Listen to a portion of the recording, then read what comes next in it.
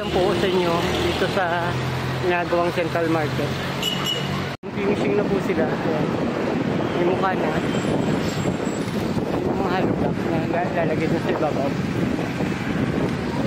Ganda na po siya. Target po yata nila dito i-open by May 2025. Ilang buwan na lang po. Ito po yung traffic kay Iloilo Third Street po. Katabi ng Iloilo Grand Hotel. Mga kano, naglalakad. Ayun na po yung ano nga, Third Street po to. Yung bandang likod sa Aldegar Street. Ano po yung building. Konti na lang po yung tatrabahuhin nila. Yung mga flooring okay naman. Ito na lang po yung target nilang tapusin. Saka yung sa ibabaw.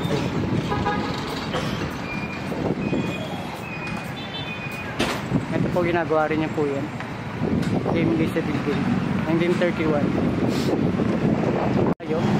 Yun, tiran sa building yan. Condominium.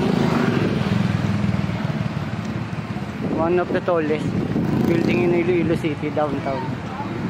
Nawin niyo sa malayuan yung Iloilo Central Market na ginagawa. Ayan. Yung street na to, busy po ito palagi. Kasi dito po yung main road na dinadaanan ng mga sasakyan. Kasi po, yung sa Central Market, ginawang one way.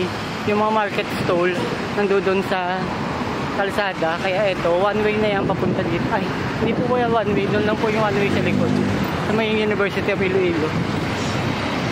Tatlo po yung infrastructure na pinakita ko sa inyo. Pero po yung mga market po na ginagawa, isa sa supermarket, ongoing, Aribig Market, Lapas Public Market, Iloilo Central Market. Yung Central Market at saka supermarket, yung nagpapagawa nun, PPP under SM Prime Holdings. SM po yung magmamanage niyan. Area. Hulugan.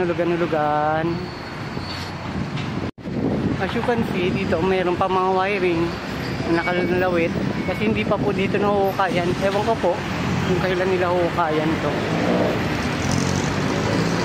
Ayun na po, busy na po yung ditong parke ng ng Iloilo City. Po, nandiyan po yung mga ambulant vendor nakapwesto dito sa may Kasulay Tagay. Mapapansin niyo po, meron pa rin po mga wire dito.